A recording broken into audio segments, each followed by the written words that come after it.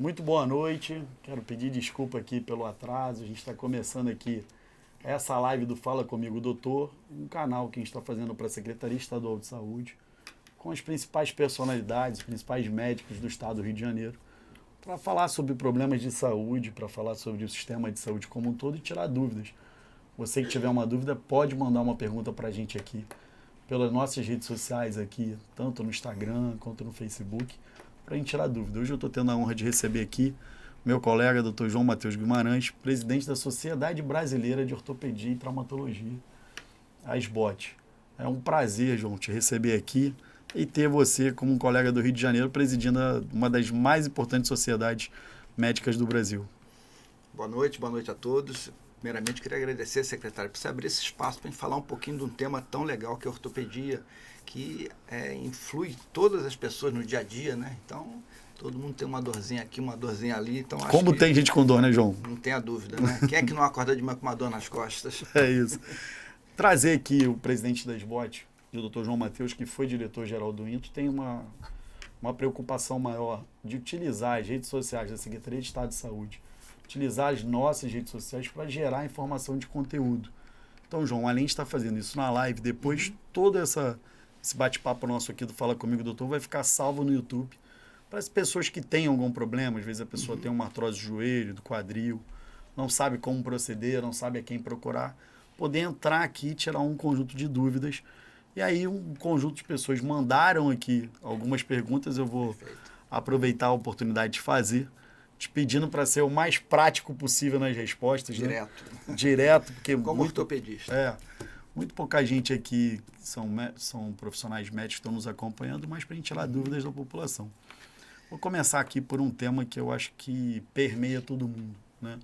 Que é a questão de dor no quadril, dor no joelho. Muitas pessoas, né, tendo cada vez mais lesões precoces.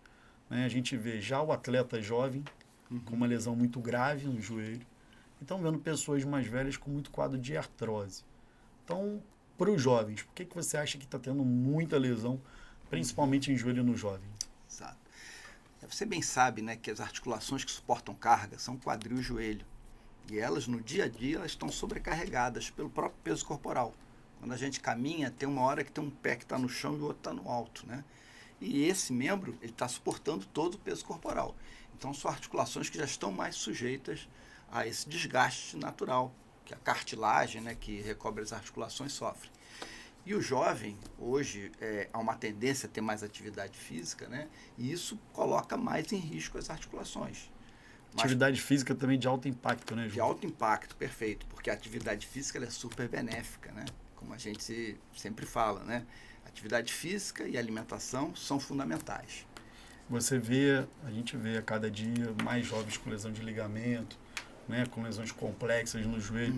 Você acha que isso, pelo que está acontecendo hoje, pessoas praticando o esporte com vontade de fazer carreira profissional, né? Então a gente vê muito mais lesão ligamentar, mudança do tipo de piso também, hoje muita grama sintética, muita gente fazendo crossfit, que é também uma atividade de alto impacto. Você acha que tem uma correlação direta? Total.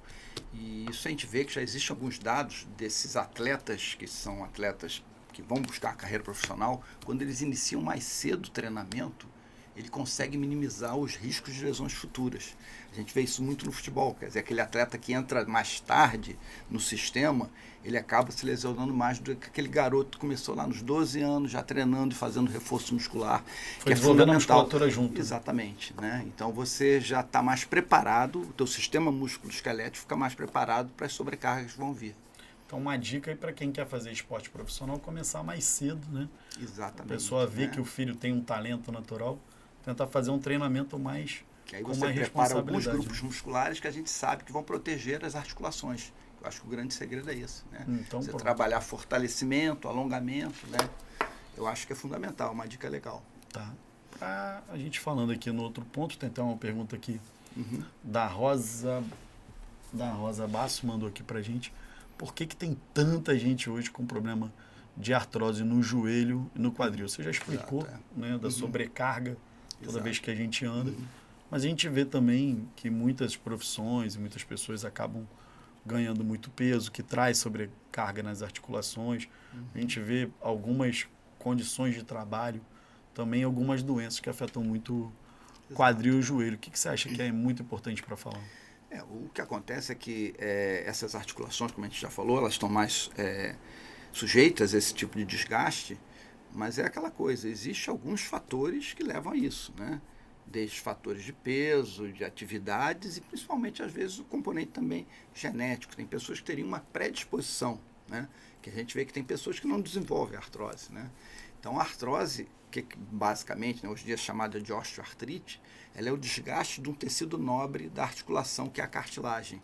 E a cartilagem não se regenera, diferente do osso, né? O osso ele tem a osteoporose, que é a diminuição da massa óssea.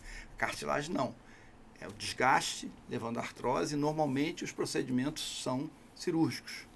Porque uma vez que a cartilagem gastou, é muito difícil você reconstruir a cartilagem. Hoje, né, João, um dos principais problemas na saúde pública são as pessoas que estão aguardando em filas, né? A gente está tendo até a oportunidade hoje de lançar um projeto aqui na Secretaria Estadual de Saúde para fazer 2.000 cirurgias de próteses, 1.500 próteses de joelho e 500 próteses de quadril. Se você me permitir, eu queria te parabenizar, que isso é uma ação maravilhosa. A gente que também está lá no INTO, a gente vê isso, a gente tem uma fila enorme de pacientes, então isso é que o povo precisa, quer dizer, gente que esteja atuando nesse sentido. Muita gente com dor no joelho, mas a pessoa acaba um pouco perdida, né? Que a prótese de joelho ela tem uma indicação absoluta, né? Você podia falar das indicações para a prótese. Muita gente acha que precisa fazer uma prótese e poderia usar um outro método, não tem essa indicação. Tanto para prótese de joelho quanto para prótese de quadril. Qual o melhor momento de operar? Exato. Na realidade, existem fases, né? Esse processo degenerativo ele não é no estalo. Isso vai se instalando gradativamente. O mais importante é a pessoa entender o problema e passar a fazer a prevenção, que é perder peso, é fazer uma atividade física de baixo impacto, né? Logicamente, chega em alguns estágios que não tem jeito, que só a cirurgia que vai resolver. Hoje já existem alguns métodos que é a viscosuplementação, que você pode colocar tipo um lubrificante na junta não para resolver, mas pelo menos para minimizar. Faz uma aplicação com uma injeçãozinha, gente, dentro da articulação. Exatamente, é como se jogasse um líquidozinho lá que vai lubrificar. Isso na realidade não reconstrói a cartilagem, mas pelo menos você consegue postergar, quer dizer, retardar um pouquinho a cirurgia. Mas na medida que quando está instalada a artrose e a cartilagem gastou, aí, infelizmente, a cirurgia é o único jeito. Eu falo muito, João, quando alguém conversa comigo, sobre o nível de dor. Né? Tem pessoas que acabam começando a ter dor, a fazer qualquer atividade. Aí acaba a pessoa não conseguindo ter nenhuma vida normal. Eu levo muito isso em consideração. Pessoas que têm patologia do quadril começam a ter uma dor insuportável, começam a não ter mais disposição para sair para fazer uma compra, para ir até numa festa. Você acha que a dor é o grande motivador para a prótese total do joelho e do quadril? Eu acho que a indicação é muito do paciente, né? O médico tem que dar as opções, mas normalmente é isso que você falou. Chega aquele momento que normalmente os medicamentos, principalmente os anti-inflamatórios, têm efeitos colaterais muito graves. E às vezes esse paciente que tem dor crônica, ele começa a usar rotineiramente o anti-inflamatório e isso pode ter complicações de insuficiência renal, de diminuição de glóbulos brancos, dor gastrointestinal. Então, esse time, eu acho que tem que ser dividido entre o médico e o paciente. Mas, normalmente, é a dor que vai definir. Logicamente, em alguns casos, existem desvios de ângulo, né? Existe alteração da marcha, que também influi. A gente tem aquela perna arcada, né? O gerovário, ou tem um joelhinho para dentro. Ou aquele paciente que tem uma artrose do quadril que anda coxeando, né? Ele, às vezes, até... ele consegue fazer as coisas, mas ele, quando anda, ele tem uma marcha ruim, e isso, às vezes, no meio da sociedade, também chama atenção. Né? Aqui tem uma pergunta aqui do nosso amigo, que é o Bife Almeida, perguntando sobre hérnia de disco. Tem cura? Pergunta bem prática. Exato. Hérnia de disco, na realidade, dizem que é um tributo para o ser humano andar em pé. Quando a gente ficou em pé, que o ser humano ficou em pé, a sobrecarga ficou muito grande, principalmente na coluna lombosacra, né, que é a maior região. Na realidade, hoje a gente sabe que a hérnia de disco, inicialmente, o tratamento é conservador. Quase que 90% das hérnias de disco você consegue tirar o paciente da crise aguda, né? E nem sempre precisa operar. Na maioria das vezes existe uma adaptação, não é que você vai curar a hérnia, mas o tecido nervoso ele se adapta àquela estrutura, né, e acaba saindo da crise, e aí normalmente não é necessário cirurgia.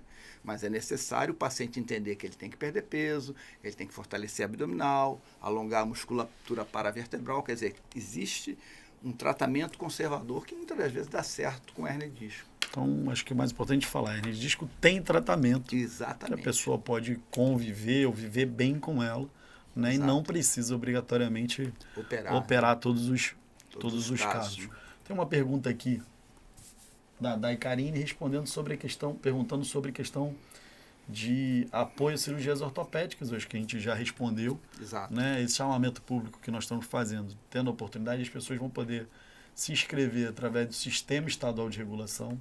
Muitas pessoas já estão na fila e serão chamadas, será feito um contato para que essas pessoas possam entrar em filas em cada um dos hospitais. A gente vai fazer também em hospitais privados, além do INTO, do HTO Baixada, do Dom Lendu, vai poder realizar essas cirurgias.